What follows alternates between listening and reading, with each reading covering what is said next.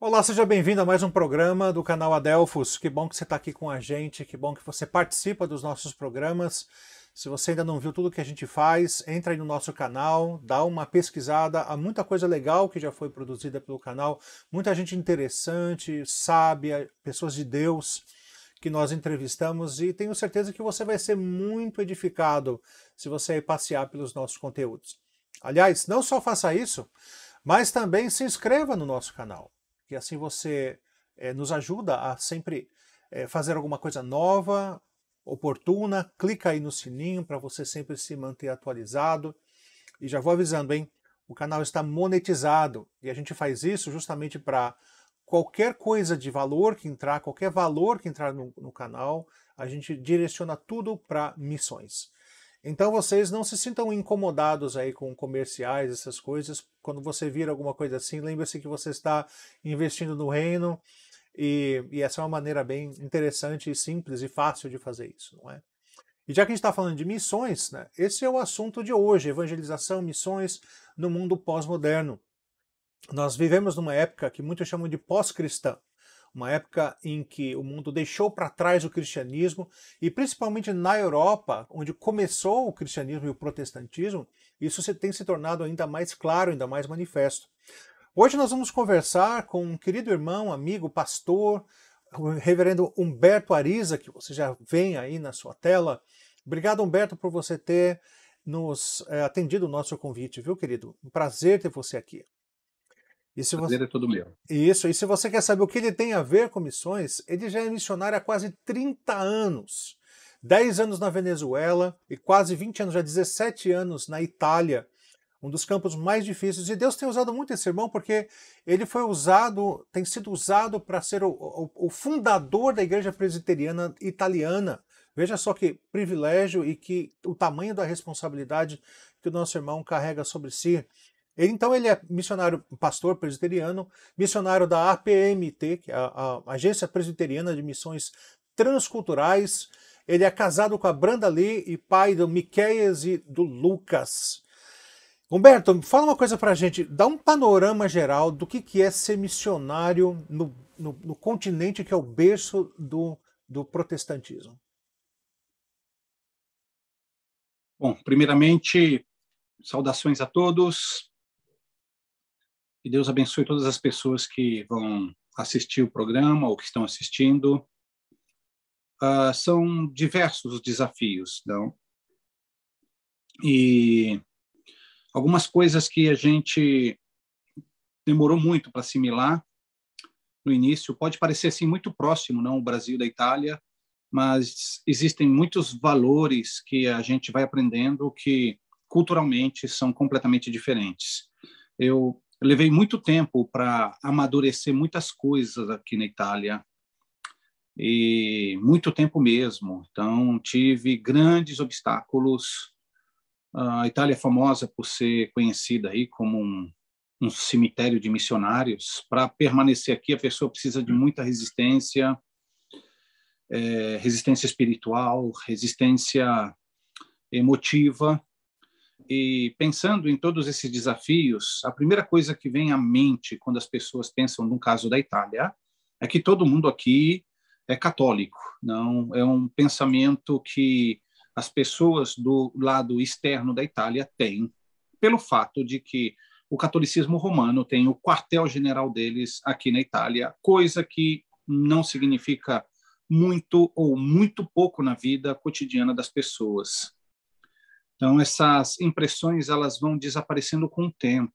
Então, você vê muito pouca expressividade religiosa por parte das pessoas e os mesmos problemas que protestantes estão enfrentando, católicos também enfrentam. Então, essa questão do secularismo, que de uma cultura pós-moderna, isso tudo também se faz presente próprio dentro do catolicismo romano. Então, dentro desses desafios todos que nós fomos superando um depois do outro, acredito que estamos em um ponto com uma compreensão razoável de tudo isso que a gente tem vivido aqui. Nós, pela graça de Deus, eu já me vejo como parte disso tudo, não? dessa realidade, seja positiva quanto negativa, porque no final das contas a gente vai assimilando todos os valores dessa sociedade aqui na qual a gente vive. E Deus tem guiado, abençoado, e a nossa igreja é uma pequena igreja, como todas as igrejas italianas são pequenas, ela tem caminhado.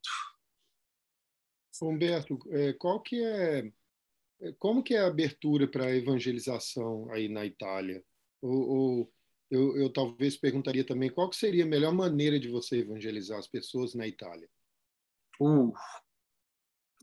Quando a gente fala sobre isso, né, a primeira coisa que tem que vir em mente é o que é evangelização. Né? O que é essa definição? Essa definição ela pode ser uma definição extremamente superficial e banal. Entregar folhetinho, papelzinho para as pessoas? Não. O país ele tem um pensamento diferente, ainda que você possa pensar em fazer isso. Tem que solicitar autorização, tem que pagar a taxa do lixo, tem que fazer várias coisas, mas não vejo absolutamente nenhum resultado nisso. O que é evangelização? Hoje, para vocês terem uma ideia, na nossa igreja nós temos uma boa parte de membros vindo do movimento pentecostal, naquela questão que a gente chama de nova evangelização, que continua sendo um processo de evangelização. E no meio disso tudo, nós temos tido o privilégio de batizar muitos. Tenho batizado alguns italianos. Essas pessoas que nós temos hoje na igreja, as outras que vêm em decorrência disso, elas vêm através de relacionamentos. Porém, nós temos pessoas que têm vindo à nossa igreja graças à página web que a gente tem na internet. Nós temos também uma outra página que se dedica só de publicação de artigos de fé reformada. Nós temos o canal no YouTube, temos uma página no Facebook, uma página no Instagram. Esses instrumentos têm ajudado as pessoas a virem à igreja quando eles querem vir. Fora isso daí, essa questão do relacionamento interpessoal, nós não temos visto nenhuma pessoa se aproximar em decorrência disso. Culturalmente falando, não, quando eu me apresento como um pastor, como ministro de culto aqui, pela graça de Deus, ainda o país ele tem um profundo respeito por esses valores. Então, quando as pessoas não me conhecem, me chamam de reverendo, né, que é o título devido, né? Não te conheço, te chamo de reverendo. E na questão da evangelização, basicamente, ela ocorre através desses instrumentos aí. É muito parecido com aqui, né? A gente também. É isso que a gente usa. Internet e relações pessoais. Fala, Samuel. Mas pelo que eu entendi, eu achei até curioso, né? Diz que não há muita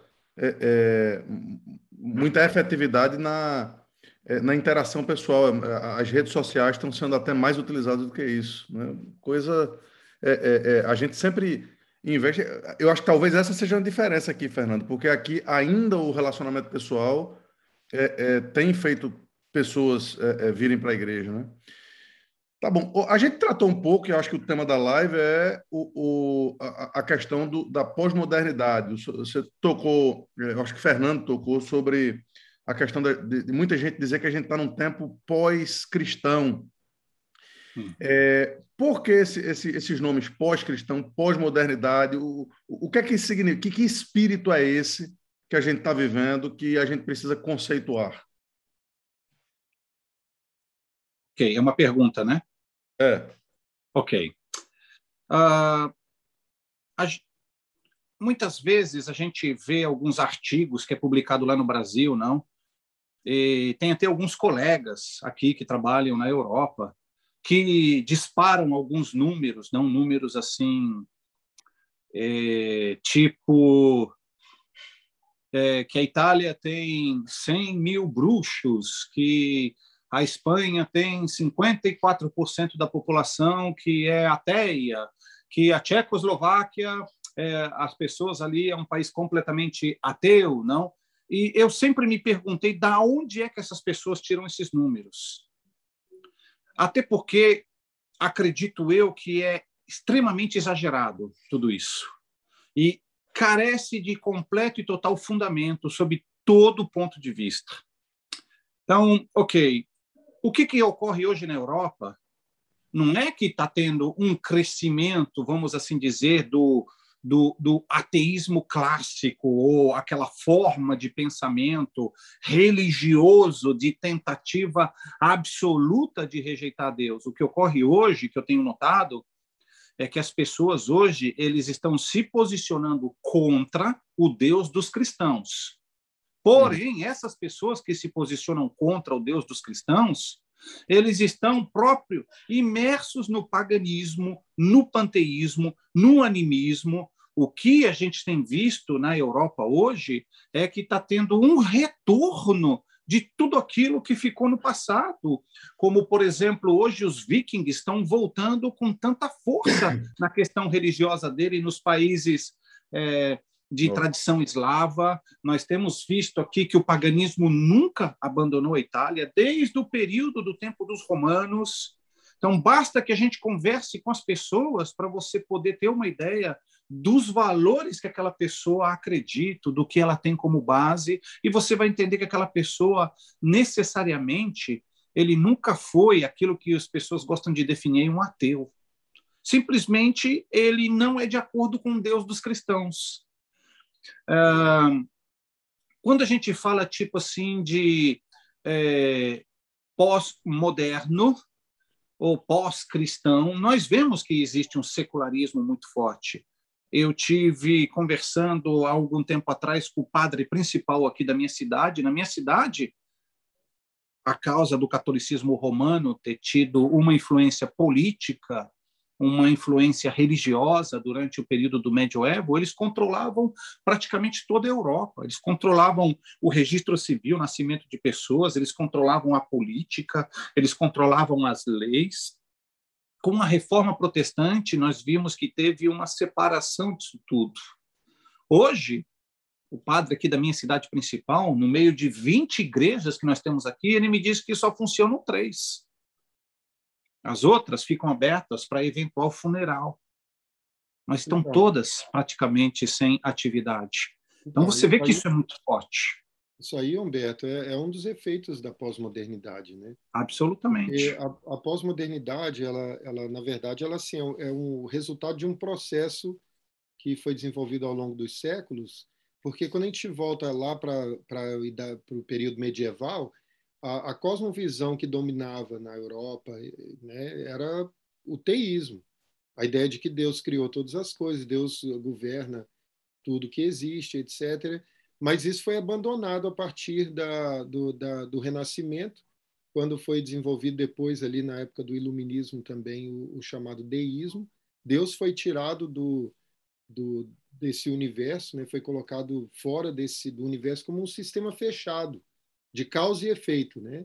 Isso é o deísmo. Então, no deísmo, Deus ele está longe de nós, ele não se envolve com a criação, mas ele ainda é crido como o Deus que criou as leis naturais que agora governam o mundo. Quer dizer, as leis naturais, não Deus. Né?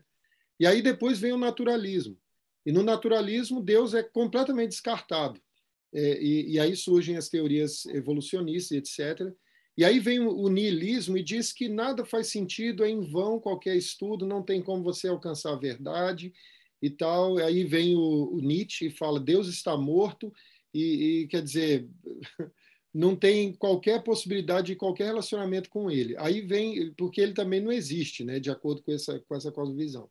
Aí vem o existencialismo tentando recuperar alguma coisa daquilo que o niilismo destruiu, mas aí ele coloca o homem no centro de tal forma que a nossa vontade é que vai justificar a nossa existência. Então, quer dizer, não importa se o que você quer é bom ou ruim, eticamente correto ou não, para eles não tem esse negócio de certo ou errado.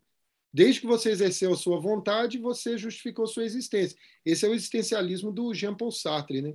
E aí, a pós-modernidade, na verdade, é o acúmulo de todas essas cosmovisões, desde o deísmo até coisas do niilismo e do naturalismo. Você tem do existencialismo, você tem tudo isso aí, quer dizer, o pluralismo, que é isso que você falou, o europeu voltando para aquelas questões do paganismo, de uma série do xamanismo até lá nos vikings, né?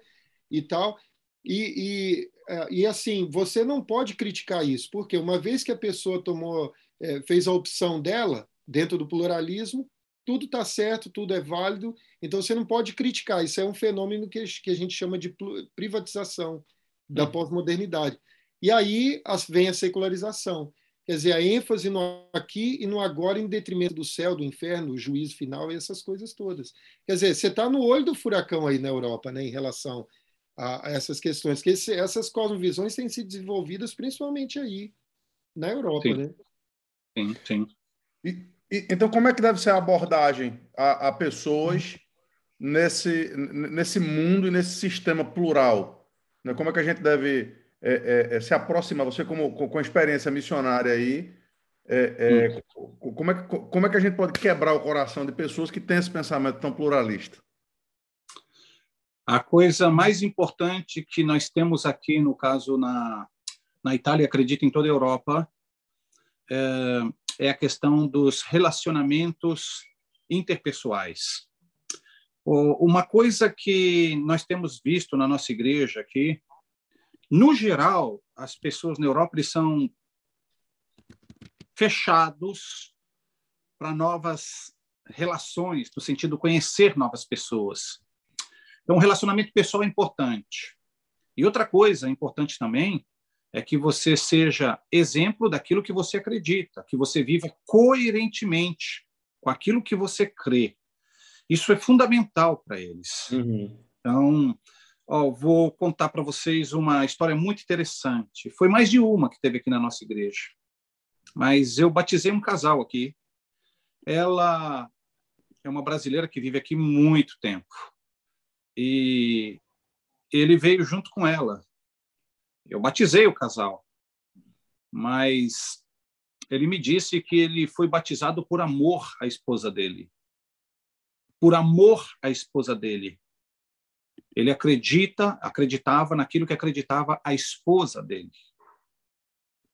Então, é uma coisa assim que te faz pensar, né?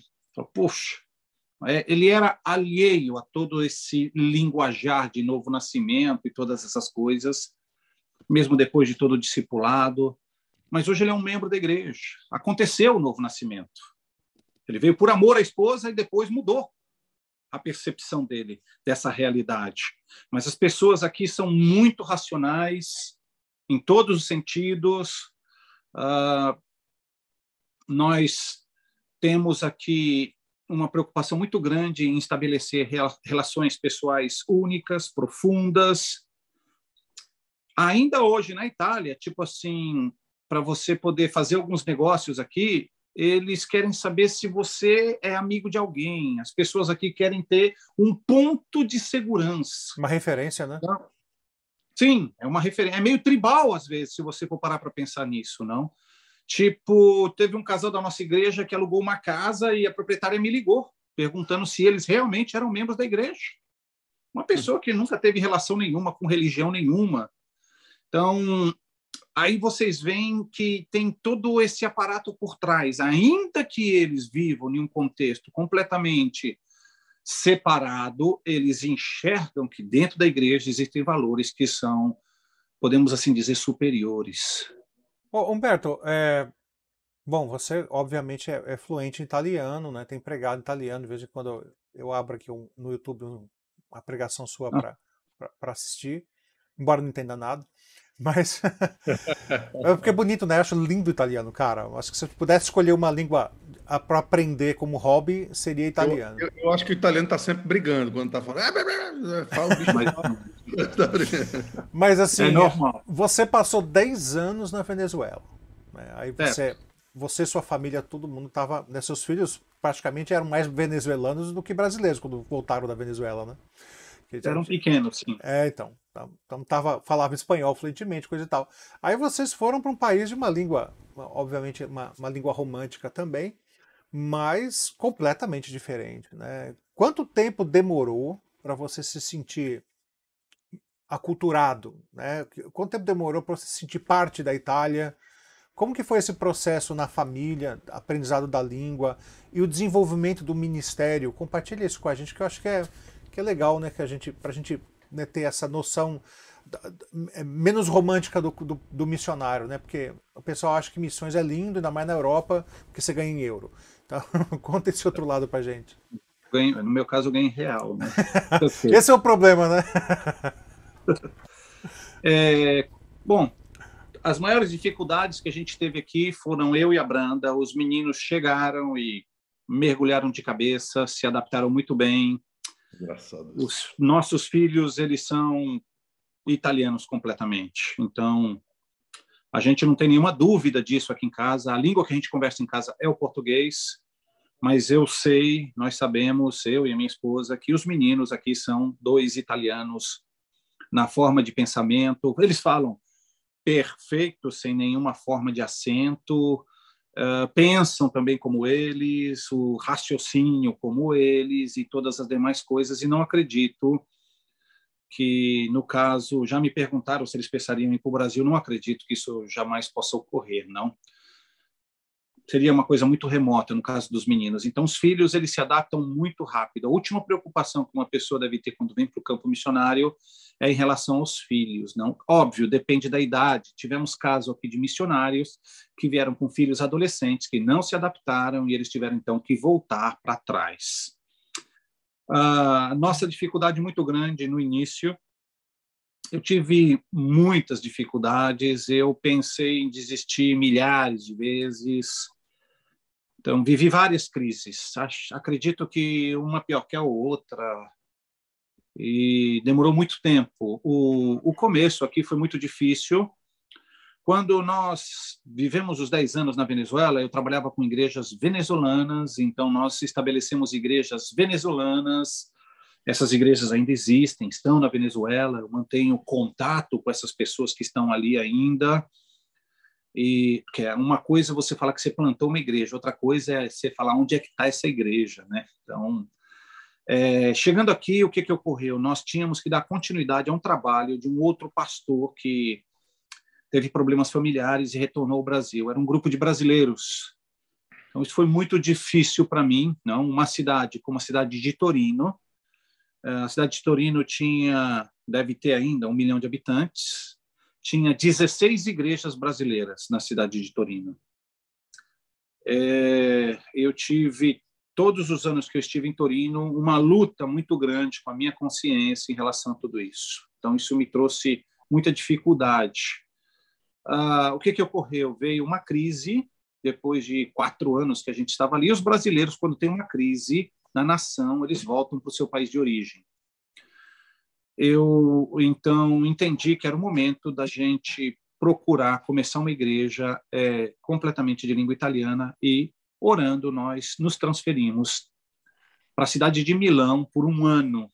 Cidade de Milão muito cara, muito dispersa, em todos os sentidos. Nós ficamos 1 ano, mas fazíamos cultos dentro da nossa casa, procurando um lugar, e achamos uma cidade próxima, a cidade onde a gente está até hoje, que se chama Legnano, e nos transferimos para cá. O começo foi em casa, fazer culto em casa sempre foi um grande desafio. Meu vizinho de baixo chamou até a polícia secreta para nós. A polícia secreta italiana bateu na minha porta, porque ele reclamava do barulho que era feito no domingo, não, que vinham pessoas na minha casa. Mas tudo bem, não ocorreu nada. Com o tempo, a gente conseguiu alugar um local e depois, fazem 5 anos, a gente tem um local que foi comprado. Nesse local, hoje, a nossa igreja tem 45 membros. A média geral de crentes italianos numa igreja é 30, nós temos 45 membros. E temos na igreja de Brecha um grupo que está começando. Brecha teve várias idas e vindas. Hoje, a gente tem 4 membros, tem cultos que a gente tem 7 pessoas, 5, 4, 3, e é uma distância de 120 quilômetros de Legnano, e eu vou todos os domingos para lá. Então, acredito eu, e eu tenho certeza disso, que uma igreja só nasce de bois de muita perseverança. Então, a Itália não tem um número muito grande de evangélicos, são aproximadamente 450 mil. Vamos ser otimistas colocar aí que seja 600 mil evangélicos, não chega a 1%, para uma população de pouco mais de 60 milhões de habitantes. A maioria dessas pessoas são pentecostais, não existem igrejas evangélicas aqui. Eu tenho membros na minha igreja que viajam 50, 70 quilômetros para vir à igreja. Então, em Brecha, por exemplo, eu atendo pessoas que vêm do Vêneto, que é a região de Verona, tenho pessoas da região dos Lagos, que também não tenho praticamente ninguém de Brecha. Todo mundo tem que viajar para ir para a igreja em Brecha. Essa é a realidade. Então, tem pessoas que viajam, vêm uma vez ao mês. Eu tenho membros da minha igreja que vêm uma vez ao mês, que moram muito longe e são membros da igreja.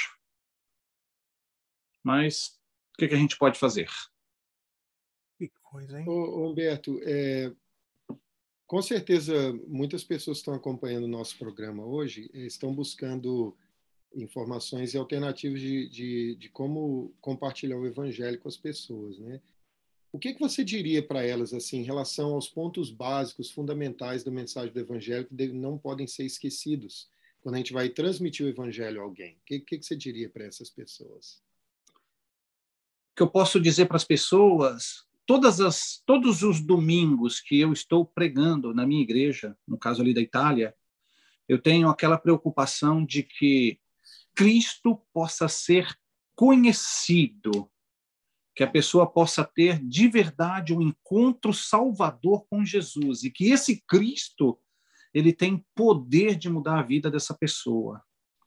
E esse tem sido um pensamento que eu tenho perseguido já durante muito tempo, até porque pode ser que eu tenha oportunidade com aquela pessoa só naquele momento, e aquela pessoa nunca mais vai entrar em uma igreja.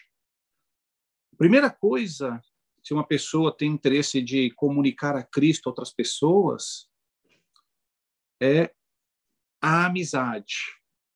Na amizade, a gente tem que respeitar espaços. A oportunidade de comunicar Cristo, ela sempre aparece. O problema é que tem algumas pessoas que podem soar ter, digamos assim, mal educados. Não? Uma coisa na amizade que a gente tem que aprender é respeitar os valores e as crenças da outra pessoa que você está comunicando ou compartilhando a sua fé. E isso daí é fundamental, isso daí é um ponto de atração. A agressividade, no caso da comunicação do que é definido como evangelho, que ainda eu vejo isso como uma forma um pouco distorcida, não? Isso aqui que tem na sua casa não é de Deus, isso daí jamais deve existir na nossa linguagem, não? Então tem que existir um respeito muito grande em relação às pessoas que a gente está se relacionando e procurar fontes para que essa pessoa possa ouvir a mensagem do evangelho. Só interrompendo um pouquinho, é muito interessante isso que você falou, porque Paulo fez isso e deu um show disso. Como que se faz isso lá em Atos capítulo 17, né? Quando ele usou até elementos da crença dos epicureus, dos estoicos, e assim ele apresentou o evangelho usando alguns pontos de contato, né, que ele estabeleceu ali. É muito interessante. Mas continua, que tá muito interessante isso. Então, esses são os elementos em comum que a gente tem procurado, e essa tentativa de você manter sempre esse diálogo e essa relação, acima de tudo, de respeito pela pessoa humana. Hoje, por exemplo, vou falar para vocês aqui, existem uma comunidade muçulmana muito grande aqui na Itália. O Islã é a segunda maior religião depois do catolicismo, tá? Então, até porque no Islã eles são mais praticantes, mas isso não quer dizer que dentro do país ou da Europa o Islã esteja crescendo por número de convertidos, que não é verdade. Então, o Islã cresce por natalidade, mas não de outra forma. Humberto, deixa eu só interromper um pouquinho para falar sobre o islamismo, já que você tocou nesse assunto. Alguns irmãos nossos têm relatado o fato de que muçulmanos fora dos países muçulmanos se tornam menos muçulmanos. Esse fenômeno você consegue observar aí, muçulmanos se convertendo à fé cristã, igrejas de refugiados, essas coisas que a gente ouve falar, né? É uma questão bastante difícil essa. Por exemplo, eu sei que na Alemanha nós temos um número muito grande de convertidos iranianos dentro da Alemanha.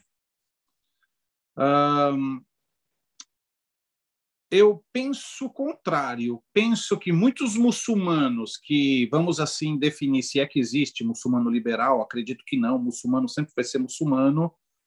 O muçulmano vai ser sempre aquele que, se o outro vai cortar sua cabeça, mesmo que ele seja aparentemente bonzinho, ele vai dizer, ó, presta atenção que aquele outro ali vai cortar sua cabeça. Então, muçulmano é sempre muçulmano, não existe nenhuma via de meio. O que eu noto aqui é que as pessoas, quando vêm para a Itália ou vêm para a Europa, eles se tornam mais fervorosos naquilo que eles acreditam. Isso tem sido mais forte. Algumas questões que eu aprendi em relação a isso aqui, não, que a gente tem que aprender também, tipo, você tem o seu livro sagrado, que é a sua Bíblia. Então, você nunca vai compartilhar o seu livro com um muçulmano, aquele é o seu livro sagrado, a Bíblia nunca deve ser colocada no chão, coisas que tem na cultura particularmente deles, é necessário que você passe esse respeito que você tem pelo sagrado para eles, é necessário que a mensagem do evangelho seja clara, contundente, que a palavra seja proclamada, e eles estão aí por todos os lados, no caso aqui da Itália. Como eu disse para vocês, é o segundo maior grupo presente em todo o território italiano. Existem muitas pessoas extraordinárias, tá? Que são grandes pessoas. Não estou colocando essas pessoas na esfera religiosa islâmica, mas são, sim, muçulmanos. Essas pessoas aí, eu acredito que tem pessoas muito boas dentro de toda essa esfera. E é um grande desafio você poder proclamar o evangelho. Eu não conheço nenhuma igreja de refugiados de origem muçulmana na Itália, não conheço. O que eu tive recentemente foi um pastor da igreja presbiteriana do Egito, que a gente começou uma relação, ele veio inclusive para a Itália. Eu vi fotos disso no Facebook, legal. E aparentemente ele deseja voltar, né? Ele tem já uma proposta mais agressiva e ele consegue se movimentar com muito mais facilidade no meio dessas pessoas aí do que qualquer outra pessoa semelhante a nós, até porque ele fala o árabe, né? Entendi. Interessante. É interessante como o que você tocou é algo tão importante e tão esquecido às vezes, né? A Igreja Reformada, historicamente, é uma igreja tolerante, né? É uma igreja, e eu preciso usar essa palavra com muito cuidado, né?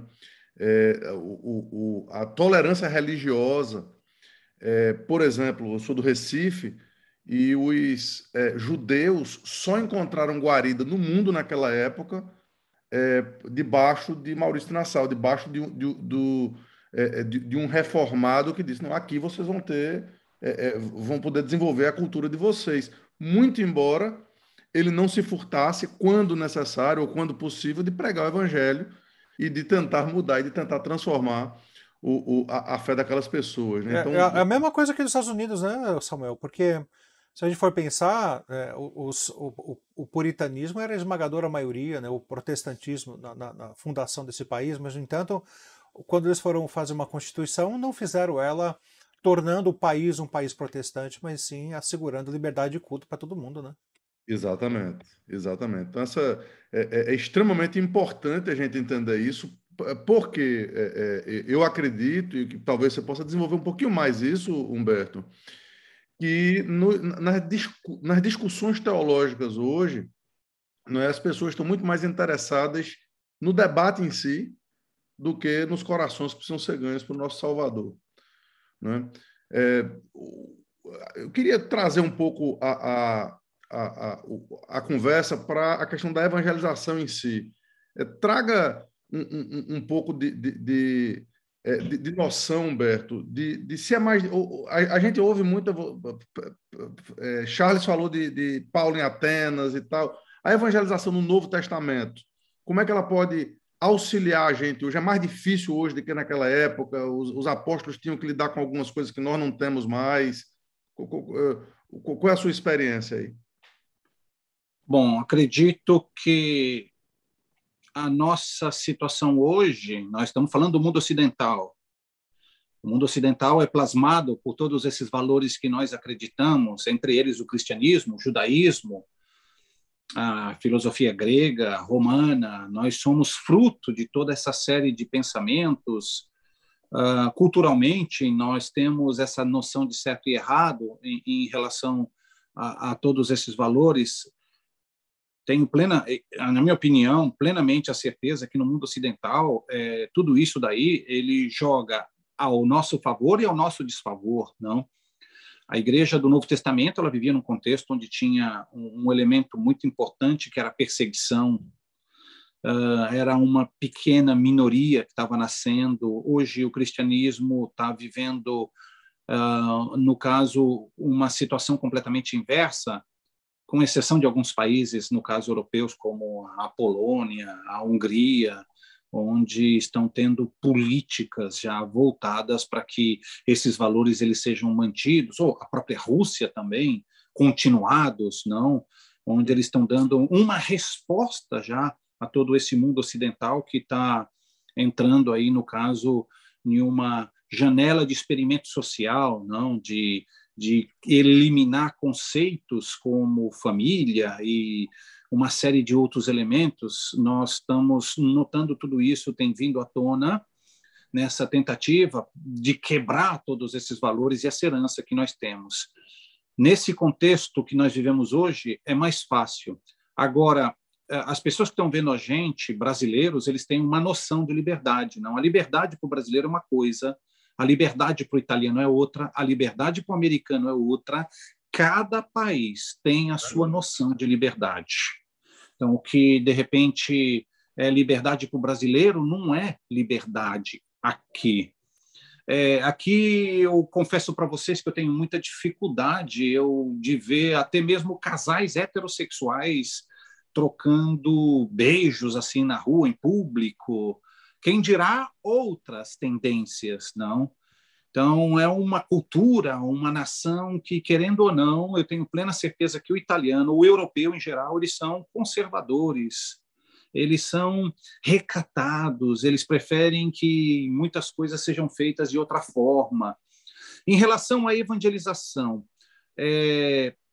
olha, nós temos os testemunhos de Jeová aqui na Itália, que, aliás, depois dessa situação do Covid, eles estão usando só telefonando para as pessoas, nessa tentativa de manter aí um certo crescimento, mas o foco nosso continua sendo a internet, mas principalmente relacionamento interpessoal. Não existe outra forma para que a igreja possa encarar todos esses obstáculos. Fala um pouquinho mais sobre essa questão do relacionamento interpessoal, Humberto.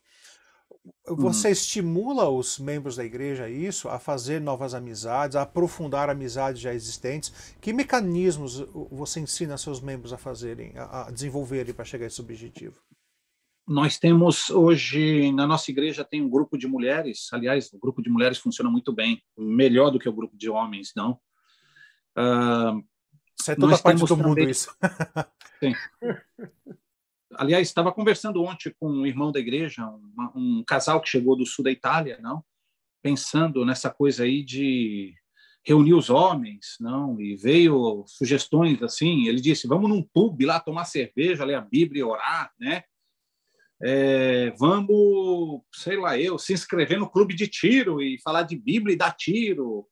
Então, as ideias dos homens, no caso, para ter comunhão, são bem diferentes das mulheres, não? Mas esses daí são só exemplos que a gente teve dando risada, brincando ali juntos. O que nós fazemos? Nós promovemos encontros. Antes da pandemia, nós tínhamos o grupo familiar que funcionava todas as sextas-feiras, cada sexta-feira na casa de uma pessoa. Esse tipo de situação na Itália ou na Europa é completamente atípico. Ninguém vai na casa de ninguém. Mas nós quebramos isso. Amém. Com um esforço de que é necessário que a igreja funcione dentro da casa. Então, domingo, inclusive, estive pregando sobre essa questão do culto, que ele deve ser, a adoração, ela deve ser particular, ela deve ser familiar e ela deve ser comunitária. Então, a gente explorou todas essas dimensões. Então, a sua casa não pode ser uma casa fechada, para outras pessoas, porque o pessoal aqui é muito sistemático. Então, para vocês terem uma ideia, uma irmã disse: pastor, quando o senhor for na minha casa, me avisa antes para me limpar. Não que a casa esteja suja, mas limpar para ele é para fazer uma coisa especial, porque eu estou indo ali. Então, não tem essa coisa do brasileiro de que você vai estar de qualquer jeito, está tudo bem. Então, nós lutamos para que isso se quebre, para que as pessoas se integrem, para que as pessoas se relacionem, para que as pessoas orem juntas, para que as pessoas estejam juntas. E essa tem sido sempre a nossa luta. E que, principalmente, que as pessoas leiam as Escrituras. Nós estamos empenhados em que as pessoas leiam as Escrituras e que as Escrituras sejam parte da vida dessas pessoas. A nossa igreja ainda, nós insistimos que as pessoas levem o livro estampado nas mãos, tá? Humberto, é interessante isso. Quer dizer, a gente pode usar a hospitalidade como um meio de alcançar as pessoas, né? Eu lembro que o Samuel, ele me contou a experiência dele, ele convidou o vizinho dele, que é um médico, era vizinho dele, né? Que era um médico e tal, convidou ele para jantar na casa dele e tal. E aí, dali, começou a desenvolver amizade, e aí ele teve a oportunidade de testemunhar do Evangelho de Cristo. E esse médico foi convertido ao Evangelho e está na igreja até hoje e tal. E num desses momentos que ele convidou os vizinhos para ir na casa dele e tudo mais, ter uma refeição, alguma coisa assim, eu estava na casa dele, um deles era procurador e tal, e aí a gente conversou muito, eu tive a oportunidade de evangelizá-lo também, eu e Samuel, né, juntos e tal. O rapaz também se converteu, né, Samuel? Então, Os dois estão o casal tá na igreja com os filhinhos. Olha que coisa interessante, né? Quer dizer, a gente precisa abrir as portas da nossa casa para receber pessoas, para evangelizá-las também dessa forma, né? O relacionamento, de fato, ele é muito importante aqui nos Estados Unidos e no Brasil também. A gente vivia recebendo gente em casa, os amigos de trabalho dali, a gente estava sempre dando um jeito assim de tê-los em casa para conversar, conviver e tal, e assim despertar neles algum interesse pelo Evangelho. E aí, quando a oportunidade aparecia, a gente apresentava a Cristo como o nosso Redentor e a ideia do arrependimento, a questão da fé, todos os princípios, os pontos que a gente vê no Novo Testamento, né, como sendo parte da mensagem do Evangelho. É aquela coisa, né? Os maiores sermões a gente prega fora da igreja. É o socorro que você faz para um irmão que estava necessitado naquele momento, é a ajuda que você estende para aquela pessoa que estava precisando naquele momento, é aquela pessoa doente que você visitou, é aquela situação difícil que aquela pessoa viveu, onde você esteve presente. Então, os maiores sermões, eles correm fora desse âmbito. Eu vi um estudo uma vez, precisa até checar isso, mas eu vi um estudo uma vez que no Evangelho de João, por exemplo, mais da metade das palavras de Jesus ele está sentado à mesa, né? Uhum. Ele tá conversando com os discípulos e falando enquanto numa refeição. Mas deixa eu te fazer uma pergunta. Você falou aí alguma coisa relacionada à pandemia e tudo mais. A gente está vivendo num momento estranho, esquisito no mundo. Como é que a pandemia afetou as igrejas aí e como é que a gente corre atrás desse prejuízo, Humberto? Eu creio que essa foi a situação mais dramática que eu já vivi em toda a minha vida. Então, você e o mundo, né? Eu e o mundo. Eu creio que tive, inclusive, aí uma situação de um pequeno transtorno de humor, né? Comecei a tomar até um medicamento, um pequeno antidepressivo que eu quebro na metade, por causa do isolamento. Mas na nossa igreja, graças a Deus, aqui nós tivemos fechados no início da pandemia, tivemos 45 dias fechados e tivemos fechados no mês de outubro do ano passado, quando nós aqui em casa pegamos o Covid, então ficamos um mês fechados. Fora isso, a igreja na Itália, ela sempre funcionou basicamente. Então, nós tínhamos o quê? Só o culto no domingo. Então, nosso culto, no caso aqui da Itália, ele tem 1 hora. Nós tínhamos Estudo bíblico de quarta-feira, tem o grupo de mulheres que se reúnem, sexta-feira, grupo familiar, e o domingo nós tínhamos estudo bíblico das 10 às 11 e das 11 ao meio-dia, o culto. Então, ficou só o culto durante todo esse tempo. Tivemos muitas dificuldades na esfera econômica. Eu sou um missionário brasileiro. Eu creio que tudo isso me levou mais de 50% do meu sustento foi praticamente perdido por causa de toda essa crise que veio em todo o mundo. Tive muitas dificuldades. O trabalho em brecha, eu às vezes me pergunto até hoje como é que ele tem continuado, até porque é uma viagem longa, tem um custo, mas a gente tem continuado e continuamos confiando na graça e na provisão do Senhor. Humberto, você é pastor já quase 35 anos, é isso? Que você foi ordenado? Não? Não, eu fui ordenado em julho de 2020. Em 2020. Bom. 2000, perdão, 2020. Puxa, foi, nossa, o cara... Eu não sabia disso. Não. 2 anos, né? Eu sabia que era tão novinho assim. Humberto... Em julho de 2000. Mas de missionário tinha 10 anos já. Entendi. Então você foi ordenado depois de um bom tempo no campo missionário, né?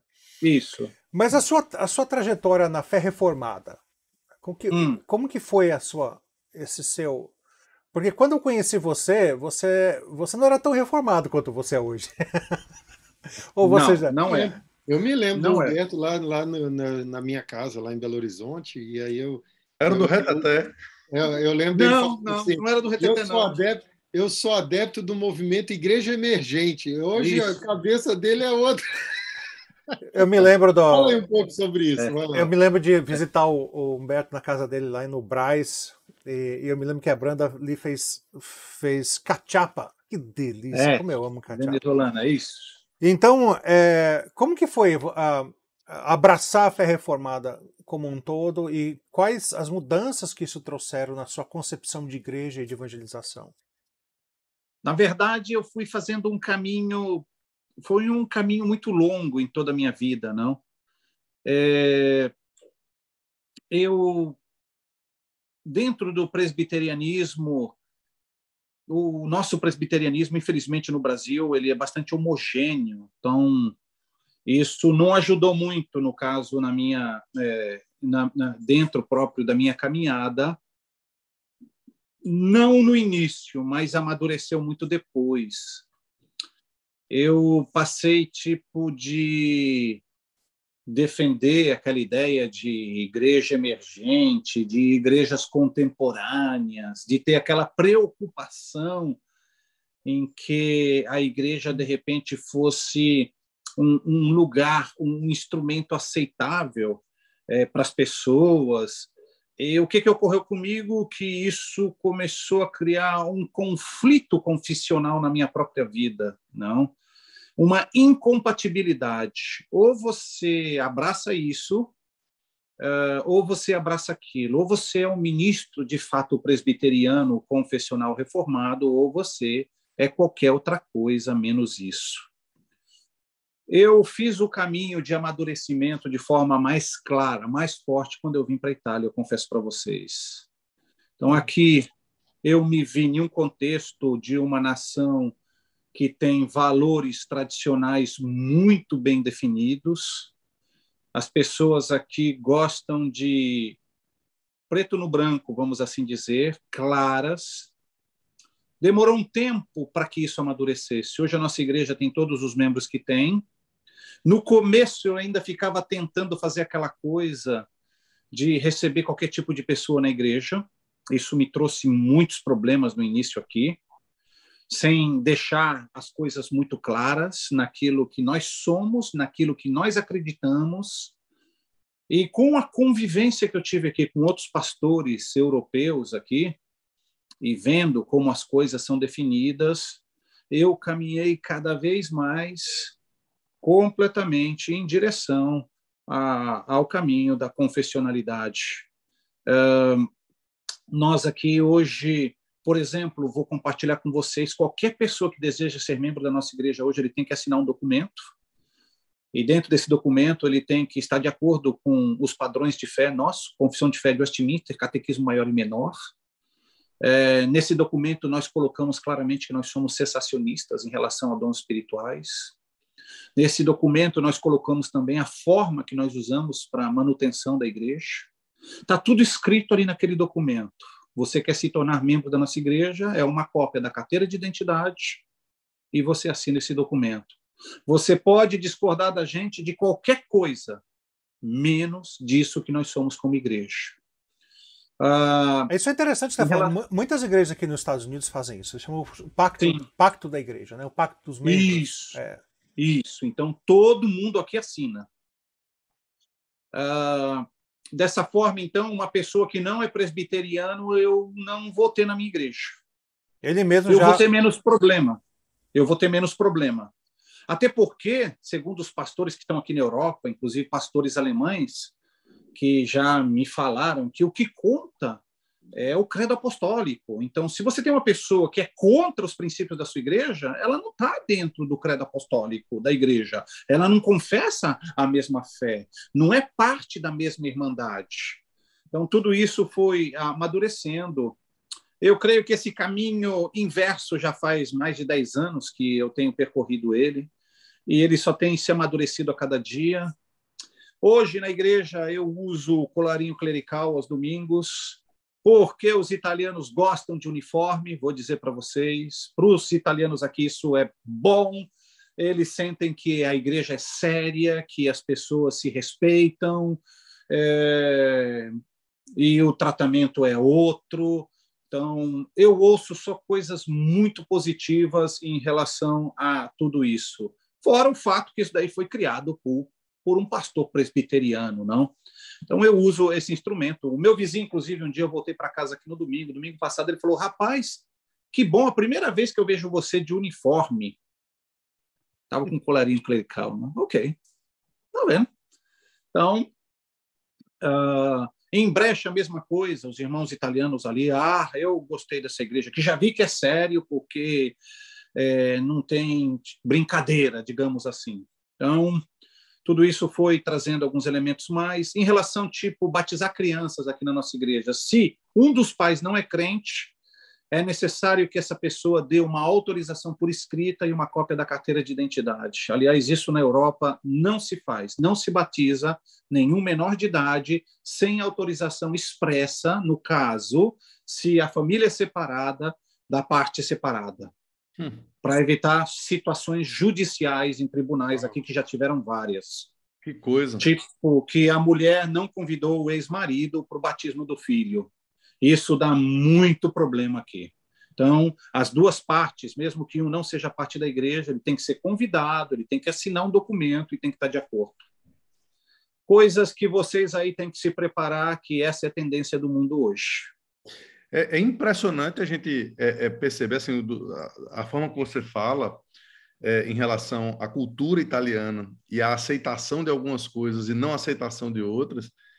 Como a gente quase que vive o contrário de algumas dessas tendências aqui, né? É impressionante como o missionário ele precisa ter essa visão cultural mesmo, porque as culturas são muito diferentes em relação a isso.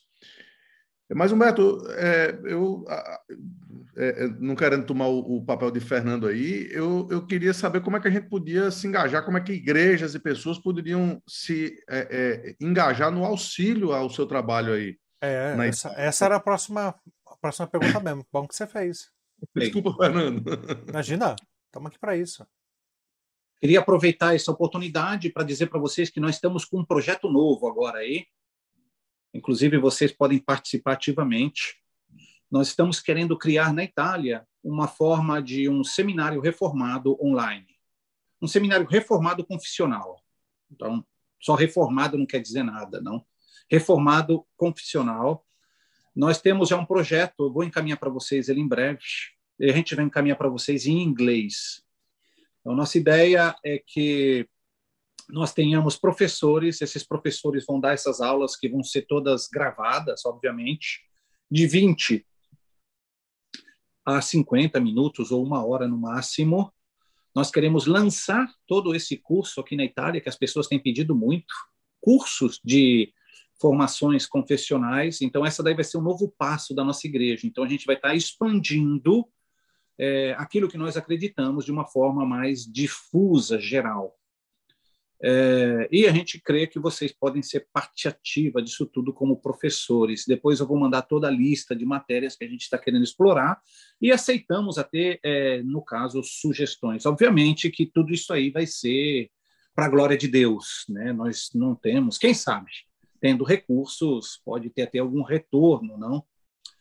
Nós temos também aqui uma preocupação de tradução de livros em língua italiana. Para vocês terem uma ideia, Berkoff não tem em italiano. Então, nós temos muita outro tipo de literatura aqui, reformada, mas tem muito pouca ainda, tem muito poucos crentes.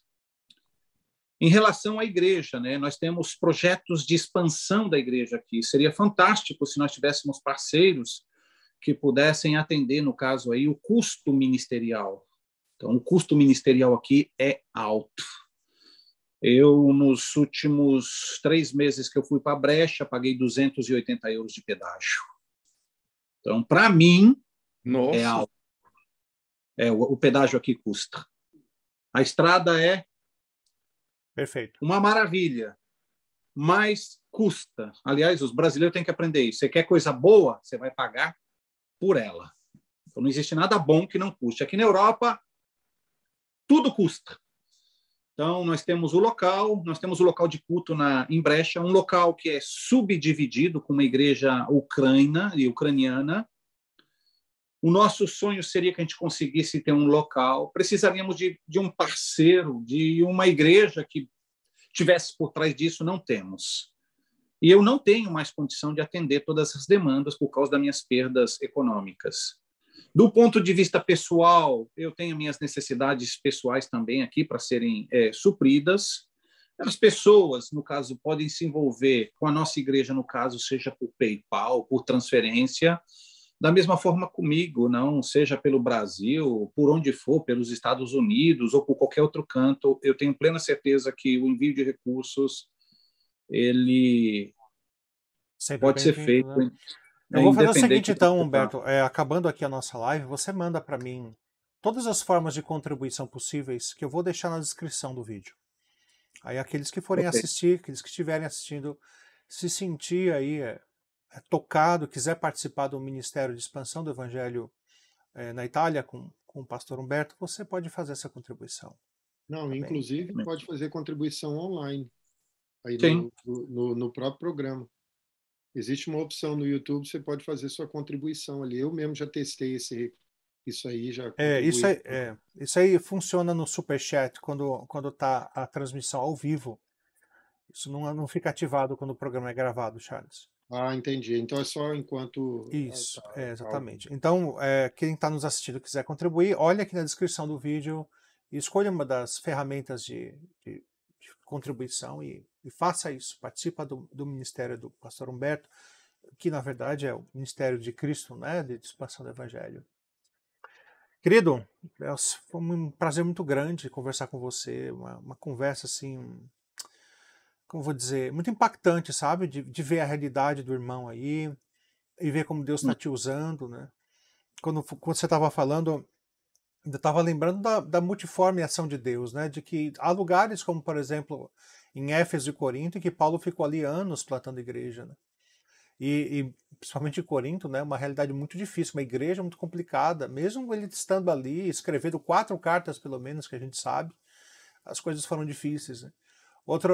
Mas, por outro lado, tem igrejas como Tessalônica, que ele passa ali semanas e a igreja frutifica, e uma igreja é uma bênção, né? Então, Deus presenteia a gente com tipos diferentes de ministérios, e você sabe disso, você participou de vários ministérios, eu, Charles e Samuel também já fomos pastores de algumas igrejas, e cada uma delas carrega uma peculiaridade que nos exige mais de um lado ou de outro, e a gente fica impressionado como Deus te deu resiliência e perseverança num contexto tão difícil em que outros com certeza teriam falhado. Deus abençoe e continue sustentando, viu, meu irmão? Obrigado, Humberto. Eu creio que a gente se conhece há mais de 20 anos, acredito eu. Mas foi no ano 2000 que eu estive na tua casa. Eu estava pensando, no ano 2000. Mas a gente já se conhecia. É verdade, é. A gente já tinha comido junto na churrascaria lá. Creio que eu te conheço antes do Charles. Acho que sim, é. Então, enfim. É isso aí, gente. Obrigado. E o Samuel agora que apareceu aí. Eu vou ver se eu dou um pulo aí nos Estados Unidos em breve, pessoal. Vai-se embora, vai-se embora. Nossas casas estão abertas. Literalmente, você tem casas aqui do norte a sul dos Estados Unidos, viu? Da Flórida a Nova York, New Jersey, você tem onde ficar e será muito bem-vindo. Não só você, Branda, os meninos serão muito bem-vindos. Tá a gente vai marcar um programa aí para uma visita missionária aí, ver o que pode sair, né? Sim, Não claro. tenha dúvida. A gente faz uma conferência missionária e aí já engajamos aí, traz os projetos, apresenta aqui. A gente faz um levantamento aqui de igrejas brasileiras nas quais você pudesse apresentar o projeto. E tenho certeza que Deus vai abrir as portas para muitos parceiros aparecerem. Amém. Tá Amém. bom? Então é isso. Ficamos por aqui, então. Obrigado por você ter estado conosco assistindo o programa. Obrigado mais uma vez, Humberto, por ter aceitado o nosso convite. Mais uma vez, como eu disse ao começo do programa, se você ainda não se inscreveu no nosso canal, se inscreva, aperte o sininho e, como falamos agora há pouco, não deixa de aproveitar essa oportunidade de participar do Ministério de Plantação do Reino de Deus, da Igreja do Senhor Jesus Cristo lá na Itália, através da vida do pastor Humberto, da sua família. Tá bom? Que Deus abençoe. Espero nos vermos no nosso próximo programa do canal Adelphos. Bye bye.